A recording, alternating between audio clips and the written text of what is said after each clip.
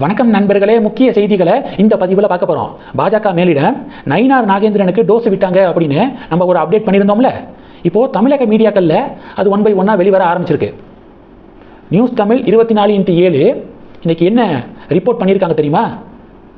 நயினார் மேலே பாஜக மேலிடம் கடுமையான அதிருப்தியில் இருக்காங்க. நயினார் மட்டும் கிடையாது, முருகன், வானதி, தமிழிசை இவங்க மேலேயும் கடுமையான அதிருப்தியில் இருக்காங்க. ஏன்னா அவங்களுக்கு மட்டும் வேண்டிய தொகுதிகளை அதிமுக கிட்ட இருந்து கேட்டு வாங்கிட்டு மீதி எந்த தொகுதியையும் ஸ்ட்ராங்காக வாங்கலை. மீதி தொகுதியெல்லாம் நீங்கள் கொடுக்கறத வாங்கிக்கிறோம், எங்கள் 4 பேருக்கு மட்டும் நாங்கள் கேட்கக்கூடிய தொகுதிகளை கொடுங்க அப்படின்னு டீலிங் பேசின மாதிரி தெரியுது அப்படின்னு பாஜக மேலிடம் கொந்தளிப்பில் இருக்காங்களாம். நயினாரை தலைவர் பொறுப்புல இருந்து மாற்ற போகிறாங்க, மாற்றிட்டு அண்ணாமலையை மறுபடியும் மாநில தலைவர் ஆக்க போகிறாங்க அப்படின்னு நியூஸ் தமிழ் 24x7 இன்னைக்கு தலைப்பு செய்தி வெளியிட்டிருக்காங்க. அதில் இடையில 1-2 அடிச்சு விடலாம் அப்படின்னு சொல்லிட்டு என்ன தெரியுமா பதிவு போட்டிருக்காங்க? ஒரு பக்கம் அண்ணாமலை தனி கட்சி ஆரம்பிப்பது குறித்து ஆலோசனையில் இருக்காரு, இன்னொரு பக்கம் பாஜக தலைவர்கள் அண்ணாமலை தனி கட்சி ஆரம்பிக்கிறதுல விருப்பம் இல்லாதனால பாஜகவுடைய மாநில தலைவராக மறுபடியும் அண்ணாமலையை கொண்டு வரலாம் அப்படின்னு ஒரு பக்கம் பாஜக மேலிட தலைவர்கள் ஆலோசனை அப்படின்னு நியூஸ் கார்டு போட்டிருக்காங்க. அண்ணாமலை பாஜகவிலிருந்து விலகிறதுக்கு வாய்ப்பு கிடையாது. ஏன்னா மோடிக்காக பாஜகக்குள்ளே வந்தவர் ஒன்று. ரெண்டாவது, தனி கட்சி ஆரம்பிக்கிற எந்த ஐடியாவும் அண்ணாமலைக்கு இல்லை, அவர் பிஜேபியில் தான் இருப்பார். ஆட்டோமேட்டிக்காக பாஜக தலைவர்கள் அண்ணாமலையை மாநில தலைவர் ஆக்குவாங்க. இதுதான் உண்மை. அண்ணாமலை தனி கட்சி ஆரம்பிக்கிற ஆலோசனையில் இருக்காரு அப்படின்னு இவங்க வெளியிட்டிருக்கக்கூடிய இந்த செய்தி மட்டும் பொய். மற்றபடி நயினாரை மாற்ற பாஜக மேலிட முடிவு எடுத்திருக்கிறதெல்லாம் உண்மைதான்.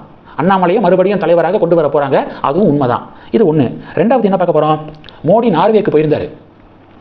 அப்போது ஒரு ஜேர்னலிஸ்ட் அப்படிங்கிற பேரில் ஒருத்தங்க, ஹெலி அப்படிங்கிறவங்க, எங்களுடைய கேள்வியெல்லாம் ஏன் எதிர்கொள்ள மாட்டீங்க மோடி அவர்களே அப்படின்னு சொல்லிட்டு பேசியிருக்காங்க. மோடி அந்த ஸ்டேஜிலேருந்து இறங்கி போகும்போது கத்தியிருக்காங்க. உடனே இங்கே ராகுல் காந்தி, பத்திரிகையாளர்களுடைய கேள்விக்கு பதில் சொல்ல முடியாதா, ஏன் பயப்படுறீங்க அப்படின்னு ஒரு பக்கம் ராகுல் காந்தி, இந்தி கூட்டணி கட்சிகள்லாம் இப்போ கத்திக்கிருக்காங்க. இந்த ஹெல்லியுடைய சமூக வலைதள அக்கௌண்ட்டில் கடந்த 24 மணி நேரத்தில் 30-40 ட்விட்டர் பதிவுகள் போடப்பட்டிருக்கு. ஆனால் அதுக்கு முன்னாடி என்ன நிலைமையில் இருந்துச்சு தெரியுமா? 2 வருஷம் செத்த நிலைமையில் இருந்துச்சு. 2024 ஒரே ஒரு ட்விட்டர் பதிவு போட்டிருக்காங்க இந்த ஹெல்லி, ஒரே ஒரு பதிவு 2024. அதுக்கப்புறம் 2 வருஷமாக அந்த அக்கௌண்ட்டில் ஒரு பதிவு கூட போடப்படலை. வருஷப்படியே சொல்லிடுறேனே, 2021 ஒரே ஒரு ட்விட்டர் பதிவு போட்டிருக்காங்க, 2022 வெறும் 6, 2023 0, 2024 1, 2025 0, 2026 மோடியுடைய நார்வே விசிட் இருக்கு பார்த்தீங்களா, அப்போ இது மாதிரி ஒரு கேள்வியை எழுப்பி அதன் பிறகு 30-40 ட்வீட் போட்டுக்கிருக்காங்க. ப்ரெஸ் ஃப்ரீடம் ரிப்போர்ட்டில் நார்வே ஃபர்ஸ்டாக. அப்படிப்பட்ட நார்வே ஜேர்னலிஸ்டுடைய கேள்விக்கு பதில் சொல்ல முடியாதா அப்படின்னு கதறிக்கிருக்காங்க. இப்போ பாஜக காரங்க என்ன பதிலடி கொடுக்குறாங்கன்னா, ராகுல் காந்தி 2014க்கு பிறகு எந்த ஜேர்னலிஸ்டுடைய கேள்விக்கும் பதில் சொன்னது கிடையாது, எந்த நேர்காணல்லையும் கேட்கக்கூடிய கேள்விகளுக்கு அவங்க ப்ராப்பராக பதில் சொன்னதில்லை. இவர் மோடிக்கு பாடம் எடுக்கிறாரா? மோடி 2024 பாராளுமன்ற தேர்தல் சமயத்தில் 50க்கும் மேற்பட்ட நேர்காணலை கொடுத்துருக்காரு, ஜேர்னலிஸ்டுடைய கேள்விக்கு பதில் சொல்லியிருக்காரு. ஆனால் அந்த 2024 பொது தேர்தல் சமயத்தில் ராகுல் காந்தி கொடுத்த நேர்காணல் ஒரே ஒரு நேர்காணல், ஆனால் மோடி 50 நேர்காணல். அதனால் இந்த ஜேர்னலிஸ்ட் அப்படின்னு சொல்லக்கூடிய இவங்களுடைய இந்த லாஸ்ட் 24 மணி நேரத்தில் அவங்க செஞ்சதெல்லாம் ஒரு ட்ராமா தான், ப்ரொபகண்டா தான். இந்தியாவில் இருக்கக்கூடிய எதிர்கட்சிகள்கிட்ட காசு வாங்கியிருப்பாங்க அப்படின்னு பாஜக காரங்க பதிலடி கொடுக்குறாங்க. இது 2. மூணாவது, புதிய பள்ளி கல்வித்துறை அமைச்சர் ராஜ்மோகன் என்ன தெரியுமா சொல்லியிருக்காரு? இருமொழி கொள்கையை தான் நாங்கள் ஃபாலோ பண்ணுவோம் அப்படின்னு சொல்லிட்டு தெரிவிச்சிருக்காரு.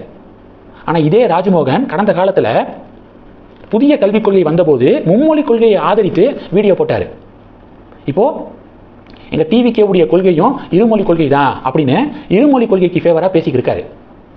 டிஎம்கேக்கும் டிவிகேக்கும் ஏதாவது ஒரு 5 வித்தியாசம் இல்லை, ஒரு வித்தியாசம் சொல்லுங்கள். பேரு மட்டும்தான் வித்தியாசம் அப்படின்னு சொல்லக்கூடாது. கொள்கையில் டிஎம்கேக்கும் டிவிகேவுக்கு என்ன வித்தியாசம் இருக்குது அப்படின்னு பாஜக காரங்க பதிலடி கொடுக்குறாங்க. காசு இருக்கிறவன் சிபிஎஸ்சி ஸ்கூலில் எத்தனை மொழி வேணாலும் படிச்சுக்கலாம், காசு இல்லாதவங்க கவர்மெண்ட் ஸ்கூலில் 2 மொழி தான் படிக்கணும் அப்படின்னு எதுக்காக இந்த ஓர வஞ்சனை அப்படின்னு பாஜக கேள்வி கேட்குறாங்க. அடுத்து, கர்நாடகாவில் துபாரே அப்படிங்கிற இடத்துல யானைகள் முகாம், ஃபேமஸான சுற்றுலா தலம். இப்போ மே மாதம் லீவா குடும்பத்தினரோட நிறைய பேர் அந்த சுற்றுலா தலத்துக்கு போகிறாங்க. அப்படி சமீபத்தில் சென்னையிலேருந்து போன ஒரு பெண்மணி இறந்து போயிருக்காங்க. அவங்க பார்த்துக்கு இருக்கும்போது திடீர்னு 2 யானைகளுக்குள்ள சண்டை வந்திருக்கு. அதில் ஒரு யானை இவங்க மேலே விழுந்துருது, அதில் பாவம் இறந்து போயிட்டாங்க. சென்னையை சேர்ந்த துளசி அப்படிங்கிற பெண்மணி. இப்போது அந்த பெண்மணியுடைய கணவன் என்ன முடிவெடுத்திருக்காருன்னா, தன்னுடைய மனைவியுடைய கண்களை தானம் செய்ய முடிவெடுத்திருக்காரு. இப்போ அந்த பெண்மணியுடைய கணவருடைய டிசிஷனுக்கு பாராட்டுகள் குவிந்து வருது. டெஃபினட்டா உங்க மனைவியுடைய ஆத்மா சாந்தி அடைஞ்சிருக்கும், இவ்வளவு பெரிய ஒரு நல்ல விஷயம் டிசிஷன் எடுத்திருக்கீங்க அப்படின்னு பாராட்டுகள் குவிந்து வருது. இந்த செய்திகள் எல்லாத்தையும் பற்றி உங்களுடைய பார்வைகளை மறக்காம கமெண்ட் பண்ணுங்க. தொடர்ந்து கணக்கில் இருங்க. அடுத்தடுத்து நிறைய பதிவுகளை பார்க்க போறோம். நன்றி. ஜெய் ஹிந்த்.